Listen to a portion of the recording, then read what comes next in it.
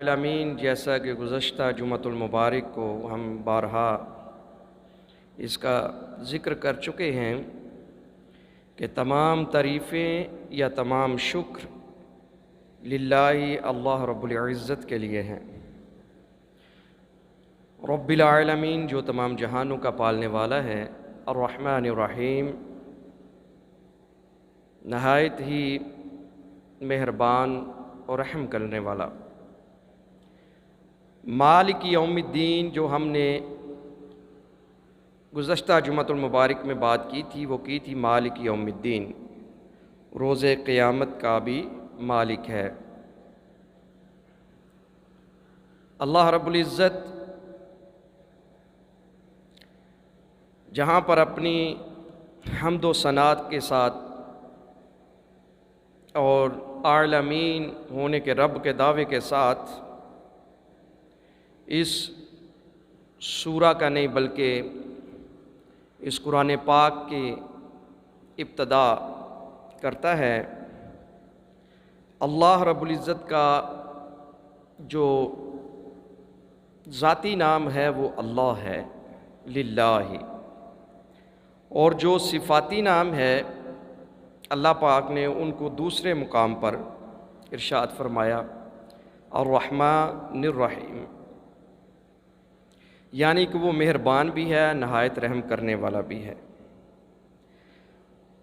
اب اس کے مفہوم کو ہم تھوڑا سا کھول کر بیان کریں اگر، تو عالمین کے رب کے ساتھ اللہ رب العزت نے الرحمن لکھا ہے۔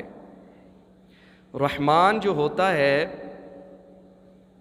وہ فرق نہیں کرتا اپنے اور بیگانے میں، کیونکہ عالمین کا رب ہے، تمام جہانوں کو پالنے والا ہے۔ اس جہان میں جو اللہ کو مانتے ہیں اللہ ان کو بھی رزق عطا کرتا ہے، اور جو اللہ کو نہیں مانتے اللہ ان کا بھی پالنے والا ہے۔ اس لیے یہاں پر اس کو رحمان کو جو ہے وہ عالمین کے ساتھ جوڑا، اور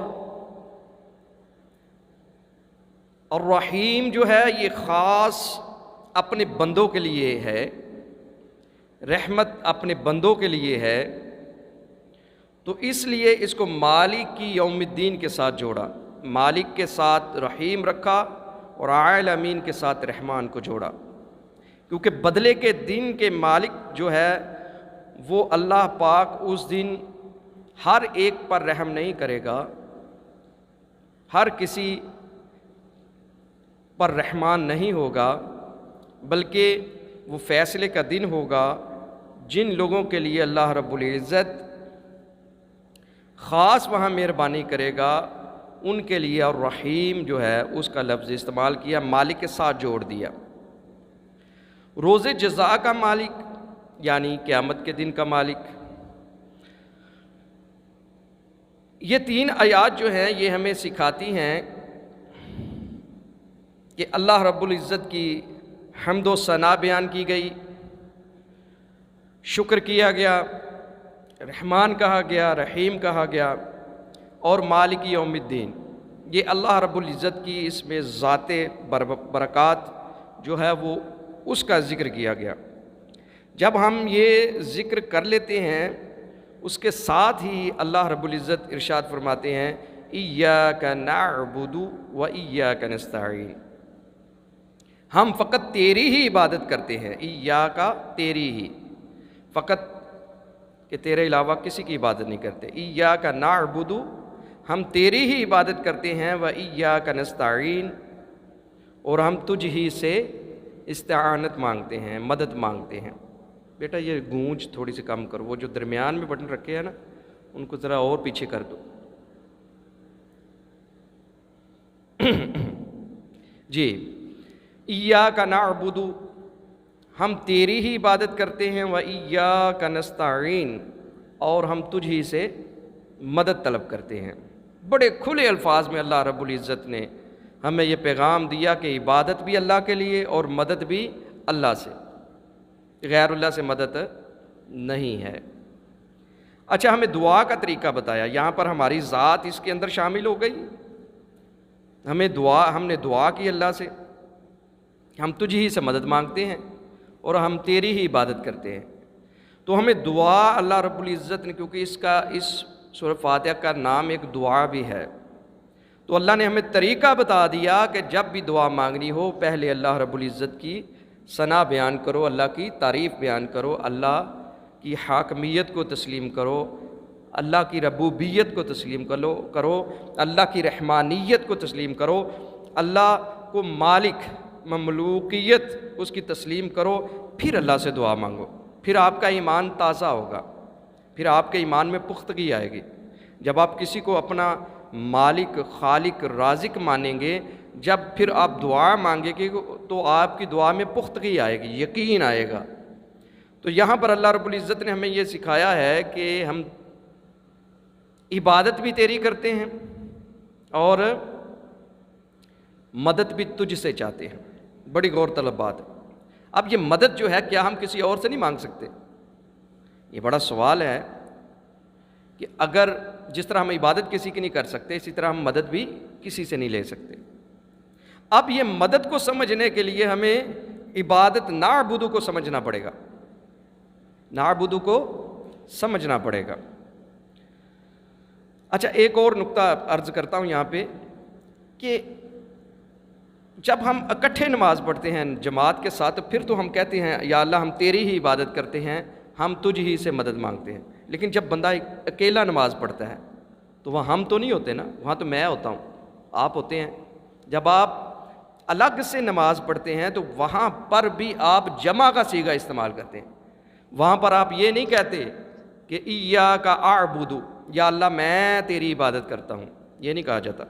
وہاں پر بھی کہا جاتا ہے ایاک نعبدو، یا اللہ ہم تیری عبادت کرتے ہیں۔ بڑے غور سے یہ سننے والی چیز ہے کہ اگر ہم اکیلے نماز پڑھتے ہیں، کیونکہ میں اکیلا نماز پڑھ رہا ہوں، تو میں کہوں گا یا اللہ میں تیری عبادت کرتا ہوں،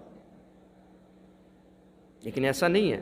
وہاں پر بھی ہم نے نعبدو پڑھنا ہے، وہاں بھی یہی کہنا پڑے گا ایاک نعبدو، یا اللہ ہم تیری عبادت کرتے ہیں، وایاک نستعین، اور ہم تجھ ہی سے مدد لیتے ہیں، چاہتے ہیں۔ تو یہ ہم جمع کا صیغہ کیوں استعمال کرتے ہیں؟ ایک تو اس کا علمی جو جواب ہے وہ تو یہ ہے کہ نعبدو کیونکہ نازل اللہ کی طرف سے ہوا ہے، اللہ پاک نے اسی طرح آیات نازل کی ہیں تو ہم اسی طرح پڑھتے ہیں، اس میں بحث کی ضرورت ہی نہیں۔ ایک تو یہ، لیکن یہ ایک اور جو اگر بندہ اس طرح نہ سمجھ سکے، کیونکہ بڑے بڑے الٹے سوال کرنے، اگلی آیت آ رہی ہے، میں آپ کو ایک دو واقعات سناؤں گا۔ تو یہاں پر جو اللہ رب العزت نے ایاک نعبدو کہا ہے کہ ہم تیری ہی عبادت کرتے ہیں، تو یہ ذہن میں رکھا کریں جب آپ عبادت کرتے ہیں تو کائنات میں عالمین میں اور چیزیں بھی عبادت کر رہی ہوتی ہیں، صرف آپ اکیلے عبادت نہیں کر رہے ہوتے۔ فرشتے ہر ٹائم اللہ کی عبادت کرتے ہیں، ہر وقت تسبیحات بیان کر رہے ہوتے ہیں۔ تو جب آپ اکیلے بھی نماز پڑھیں گے، جب آپ اکیلے نماز پڑھیں، تنہائی میں پڑھیں، پھر بھی آپ کریں گے ایاک نعبدو و ایاک نستعین۔ یہ بات تو صاف ہو گئی کہ ہم جب نماز پڑھتے ہیں اکیلے میں، علیحدگی میں، تو ہم صرف اکیلے نماز نہیں پڑھ رہے ہوتے، روئے زمین پر کائنات کے اندر کوئی نہ کوئی مخلوق، کوئی نہ کوئی انسان اللہ رب العزت کی عبادت کرنے میں مصروف ہوتا ہے، تو ہم اسی صیغے کو لے کر چلتے ہیں کہ یا اللہ جہاں بھی کوئی عبادت کر رہا ہے یا جو بھی نیکوں نے عبادت کی، ان کی عبادت کو ساتھ شامل کر کے ہم یہ کہتے ہیں ایاک نعبدو، ہم تیری عبادت کر، ہم لفظ میں نہیں، ہم تیری عبادت کرتے ہیں، وایاک نستعین، اور ہم تجھ ہی سے مدد چاہتے ہیں۔ یہ بڑا غور طلب نقطہ ہے یہاں پر، وایاک نستعین، اور استعانت جو ہے، جو مدد ہے، وہ صرف اللہ رب العزت سے ہے۔ تو بھائی کیا ہم کسی اور سے مدد نہیں مانگ سکتے؟ قرآن نے تو کھلا یہاں پر ذکر کر دیا کہ ہم تیری ہی عبادت کرتے ہیں اور ہم تجھ ہی سے مدد چاہتے ہیں۔ جب عبادت اللہ کی ہوگی تو مدد بھی اللہ سے مانگیں گے، جب عبادت میں کوئی شامل نہیں تو مدد میں بھی کوئی شامل نہیں۔ یہ قرآن کا کھلا جو ہے وہ چیلنج ہے، اس میں دو رائے ہے ہی نہیں، اس میں تشریح کی ضرورت ہی نہیں ہے کہ جس کی عبادت کی جائے اگر تو کوئی اور بھی عبادت کے لائق ہو تو ہم اس سے استعانت کر سکتے ہیں۔ اگر کوئی اور عبادت کے لائق ہوتا تو مدد بھی کسی اور سے مانگی جا سکتی تھی، لیکن یہاں پر اللہ رب العزت نے ارشاد فرما دیا ایاک نعبد، ہم فقط تیری عبادت کرتے ہیں، تیرے علاوہ کوئی الہ نہیں، تیرے علاوہ کوئی معبود نہیں۔ اور ساتھ ہی اللہ نے ساتھ ملا دیا وَإِيَّاكَ نَسْتَعِينُ، اور ہم تجھ ہی سے مدد مانگتے ہیں۔ یہ نستعین کو سمجھنے کے لیے پہلے ہمیں عبادت کی طرف چلنا پڑے گا۔ سب سے بڑی عبادت کیا ہے؟ سب سے بڑی عبادت، مسلمانوں کی سب سے بڑی عبادت نماز۔ سب سے بڑی عبادت جو ہے مسلمانوں کی نماز ہے۔ اب ہم دیکھیں گے کہ عبادت میں کون شامل ہے۔ سب سے بڑی عبادت نماز، اور نماز سے بھی پہلے ایک چیز ہوتی ہے، وہ ہوتی ہے اذان۔ اذان جو ہے وہ اللہ اکبر اشہد ان لا الہ الا اللہ اشہد ان محمد رسول اللہ، کیا ہم محمد رسول اللہ کی عبادت کرتے ہیں؟ نہیں کرتے۔ ہم رسول اللہ صلی اللہ علیہ وآلہ وسلم کی عبادت نہیں کرتے، ہم ان کی پیروی کرتے ہیں، ہم ان کی اطاعت کرتے ہیں، ہم ان کے راستے پر چلنے کی کوشش کرتے ہیں، ان کی سنتوں پر عمل کرنے کی کوشش کرتے ہیں، لیکن عبادت ہم نہیں کرتے۔ عبادت فقط اللہ رب العزت کی، ایاک نعبد و ایاک نستعین۔ یہاں پر غور کیجئے کہ اذان کے اندر حضور پاک صلی اللہ علیہ وآلہ وسلم کا ذکر آ گیا۔ اب نماز شروع کریں۔ نماز میں سورۃ الفاتحہ پڑھیں گے، تسبیحات پڑھیں گے، سبحان ربی الاعلیٰ کریں گے، سبحان ربی العظیم پڑھیں گے، آگے تشہد ہوگی جس کو ہم التحیات للہ والصلوات والطیبات والسلام علیک ایھا النبی، پھر نبی آگے۔ عبادت اللہ کی ہے، عبادت اللہ کی ہے، ذکر اللہ کا ہے، کیونکہ اللہ رب العزت نے ہمیں یہ بتا دیا کہ صرف اور صرف عبادت اللہ کی ہے، اللہ کی عبادت میں کوئی شریک نہیں ہو سکتا۔ نماز عبادت ہے، اور نماز میں حضور پاک صلی اللہ علیہ وآلہ وسلم کا ذکر خیر آ گیا۔ آگے چلیے، ہم درود شریف پڑھتے ہیں، اللہم صلی علی محمد وعلی آل محمد، اور آل کا ذکر بھی عبادت میں آ گیا۔ اس سے تھوڑا سا آگے جائیں تو حضرت ابراہیم علیہ السلام کا ذکر آتا ہے اور ان کی آل کا ذکر آتا ہے۔ تو ہمیں نستعین کو سمجھنے کے لیے پہلے عبادت کو سمجھنا پڑے گا۔ اگر ہم یہاں پر عبادت کے اندر کسی کو شامل نہیں کر سکتے تو استعانت میں بھی کسی کو شامل نہیں کر سکتے، لیکن اگر اللہ نے عبادت میں کسی کو شامل کیا ہے تو ہم وسیلے کے طور پر کسی کو وسیلے کے طور پر استعانت کے لیے بھی شامل کر سکتے ہیں۔ وسیلے کے طور پر مدد حقیقی اللہ رب العزت کی ہے، حاکم ہے، مالک یوم الدین ہے، رحمان ہے، رحیم ہے۔ پہلے اللہ نے اپنا تعارف کروایا سورۃ الفاتحہ میں، پہلے اللہ رب العزت نے اپنا تعارف کروایا کہ میں کون ہوں۔ للہ رب العالمین، تمام تعریفیں اللہ رب العزت کے لیے جو تمام جہانوں کا پالنے والا ہے، اور الرحمن الرحیم، جو رحمان ہے نہایت رحم کرنے والا۔ آپ کو پہلے بتایا کہ رحمان عالمین کے ساتھ جوڑا، سارے عالمین کو رزق اللہ رب العزت دیتا ہے، چاہے وہ کافر ہو، یہودی ہو، عیسائی ہو، ہندو ہو۔ اللہ نے کبھی یہ نہیں کہا کہ میں رزق نہیں دوں گا، سب کو اللہ رزق دیتا ہے، اور رحمان کو عالمین کے ساتھ جوڑ دیا۔ آگے مالک یوم الدین کے ساتھ رحیم کو جوڑ دیا، کیونکہ اس دن خاص فضل ہوگا، اس دن خاص لوگوں کو انعام ملیں گے۔ دنیا میں ہر خاص اور عام العام کو ملتا ہے، خاص لوگوں کو بھی رزق ملتا ہے، عام کو بھی ملتا ہے، جو اللہ کو نہیں مانتا اس کو بھی رزق ملتا ہے، جو اللہ کو مانتا ہے اس کو بھی رزق ملتا ہے، جو نہیں مانتا اس کو بھی رزق ملتا ہے۔ مالک یوم الدین، بدلے کے دن کا مالک، ایاک نعبد و ایاک نستعین، ہم فقط تیری ہی عبادت کرتے ہیں، و ایاک نستعین، اور ہم تجھ ہی سے مدد مانگتے ہیں۔ یہاں ایک بات ذہن میں رکھیے گا کہ کوئی نبی، کوئی ولی، کوئی پیر، کوئی فقیر، کوئی غوث، کوئی کتب، کوئی ابدال، کوئی کسی کی مدد نہیں کر سکتا۔ ایک مدد ہوتی ہے عام طور پر، کسی دوست ہیں، بہن بھائی ہیں، آپس میں پیسوں کا لین دین ہو گیا، کوئی مشکل وقت آیا تو وہ اس کی مدد کرتا ہے، کسی نیکی کے کام میں کوئی مدد کرتا ہے. یہ مدد اور ہے. جو حقیقی مدد ہے، جو انسان دوسرے انسان کی مدد جس میں نہ کر سکے، وہ فقط اللہ رب العزت مدد کرتا ہے.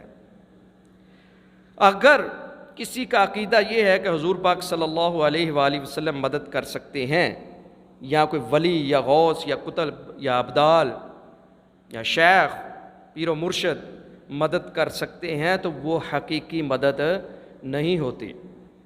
اگر وہ انسان کا یہ عقیدہ ہو نا کہ میرا مرشد، میرا پیر جو ہے وہ نبی کی سب سے بڑی ہستی اللہ رب العزت کے بعد حضور پاک صلی اللہ علیہ وآلہ وسلم کی ہے، سب سے بڑی ہستی، تو کوئی کسی کی مدد نہیں کر سکتا انسان کی، فقط ہاں اللہ رب العزت جس کی چاہے. اگر اللہ چاہے تو پھر کر سکتے ہیں، اللہ کے بغیر کوئی کچھ نہیں کر سکتا. یہ مفہوم ہے، اس میں شرک کے فتوے نہیں لگانے چاہیے. ایاک نعبد، ہم صرف تیری ہی عبادت کرتے ہیں، وایاک نستعین، اور ہم تجھ ہی سے استعانت چاہتے ہیں، مدد چاہتے ہیں. یہ جو آیت ہے، اگر ہم اس کو صحیح حقیقی طریقے سے ہم اس کو سمجھ لیں، سمجھ کر پڑھیں، جب ہم نماز پڑھتے ہیں تصور میں رکھیں، تصور میں رکھتے ہوئے نماز کے اندر جب آپ اللہ کی بارگاہ میں کھڑے ہوتے ہیں تو یہ پڑھیں ایاک نعبد، اللہ اکبر، ہم تیری ہی عبادت کرتے ہیں. اور ساتھ ہی اپنے دل کے اندر کوئی پریشانی ہے، کوئی ایسی چیز ہے جو آپ کو پریشان کیے ہوئے ہے، کوئی بیماری ہے، کوئی مسئلہ ہے، کوئی فائنینشیل مسائل ہے، ساتھ یا وایاک نستعین کہے، اور پورے ایمانداری سے اور یقین کے ساتھ اللہ رب العزت کی بارگاہ میں کھڑے ہو کے یہ دعا مانگے، تو کیوں نہیں قبول ہوگی؟ ضرور قبول ہوگی. لیکن ہم اس کو رٹا ہوا ہے نا، ہم رٹ کے پڑھتے ہیں الحمدللہ رب العالمین الرحمن الرحیم مالک یوم الدین ایاک نعبد، پتہ ہی نہیں وہ کس سے مخاطب ہے. میں اب آپ کی طرف دیکھ کے بات کر رہا ہوں تو تسی آپس گلاں کرنیاں شروع کر دیو، میں تو کہنا وما علینا الا البلاغ المبین، مجھے برا محسوس ہوگا کہ یہ کیا کر رہے ہیں. ہم پہلے اللہ رب العزت کے ساتھ ہم کلام ہوتے ہیں اللہ اکبر، یہ ہاتھ پتہ کیوں اٹھاتے ہیں ہم؟ کہ ساری دنیا کو چھوڑ دیا ہم نے پیچھے. جب ایسے اٹھاتے ہیں نا تو ساری کائنات کو ہم نے پیچھے چھوڑ دیا، دنیا سے ہم نے ہاتھ اٹھا لیے، یا اللہ ہم تیری بارگاہ میں آ گئے ہیں، ہم تیری بارگاہ میں کھڑے ہو گئے ہیں. اب ساتھ ساتھ محدثین لکھتے ہیں کہ جب یہ سورہ پڑھے آپ نماز میں تو رک رک کے پڑھا کریں، ٹھہر ٹھہر کے پڑھا کریں. الحمدللہ رب العالمین، پہلے یہ پڑھ کے اس کا مزہ لیں، اللہ کے ساتھ آپ رابطہ بنا کے رکھیں، پھر اس کی طرف سے جواب آئے وہ محسوس کرنا ہے، پھر آگے پڑھیں، پھر اگلی آیت، پھر اگلی آیت، پھر آپ دیکھیں آپ کی عبادت قبول ہوتی ہے کہ نہیں ہوتی، آپ کو مزہ آتا ہے کہ نہیں مزہ آتا، اللہ کے ساتھ لگاؤ ہوتا ہے کہ نہیں ہوتا. مصیبت یہ ہے، ایک تو ہم عجمی ہیں، ہمیں سمجھ نہیں ہے، ترجمہ کا پتہ نہیں ہے، تو کیا بات ہو رہی ہے. اب استعانت کے اوپر دیکھیں، ہمارے ہر جمعہ ایک آیت پہ الحمدللہ ہو رہا ہے. تو امام فخر الدین رازی فرماتے ہیں میں سورۃ الفاتحہ سے 60,000 مسائل اخذ میں نے کیے ہیں. حضرت امام فخر الدین رازی. تو کوئی مسائل کی ضرورت نہیں ہے، اب صرف اتنا سمجھ لیں کہ ایاک نعبد، ہم تیری ہی عبادت کرتے ہیں، وایاک نستعین. یہ ایک دل سے کسی انسان کے ساتھ بات کی جائے نا، کسی بندے کے ساتھ دل سے، تو اثر رکھتی ہے. تو آپ نے تو بات کرنی ہے شہنشاہوں کے شہنشاہ سے، مالک سے، مالک یوم الدین. وہ کسی ایم پی ایم این اے کے ساتھ کسی کے تعلق ہو نا، یا گارڈن ٹاؤن کے جو صدر ہیں جی میرے، انہوں نے بڑے تعلق، اس کی ٹور ہی مختلف ہوتی ہے بندے کی. وہ محلے جی عجیب جہا ٹورتا ہے. جس کے تعلق اللہ رب العزت کے ساتھ ہو، ایک بندہ کہ میرا تعلق اللہ کے ساتھ ہے، اوئے ہوئے ہوئے، غور کریں کتنی بڑی بات ہے کہ میرا تعلق جو ہے وہ اللہ رب العزت کے ساتھ، جو بادشاہوں کا بادشاہ ہے، جو شہنشاہ ہے، جس کے قبضہ قدرت میں ہماری جان ہے، جو ہمیں چاہے ایک لمحے میں الٹ پلٹ کے ساری کائنات ختم کر دے. الحاقۃ ما الحاقۃ. تو جب بھی میرے بھائیو دعا مانگے، یہاں پر آئیں ایاک نعبد و ایاک نستعین، یا اللہ. اس وقت وہ جو ذہن میں پنجابی میں آئے، اردو میں آئے، اللہ رب العزت نیتیں دل دیکھتا ہے، یہ ذہن میں رکھیں۔ آپ کی جتنا دل آپ کا صاف ہوگا، جتنی آپ کی نیت صاف ہوگی، اتنا اللہ رب العزت کا آپ کا قرب ہوگا۔ تو آپ اپنے تصور میں رکھتے ہوئے ایاک نعبد و ایاک نستعین، یا اللہ ہم تیری ہی عبادت کرتے ہیں اور تجھ ہی سے مدد مانگتے ہیں، تو اللہ رب العزت ضرور فضل کرے گا، کرم کرے گا۔ انشاءاللہ آگے جو آیات ہیں وہ اگلے جمعۃ المبارک کو اہدنا الصراط المستقیم پہ بات کریں گے۔ اللہ رب العزت ہمیں حق بات کہنے اور اس پر عمل کرنے کی توفیق عطا فرمائے۔ وما علینا الا البلاغ۔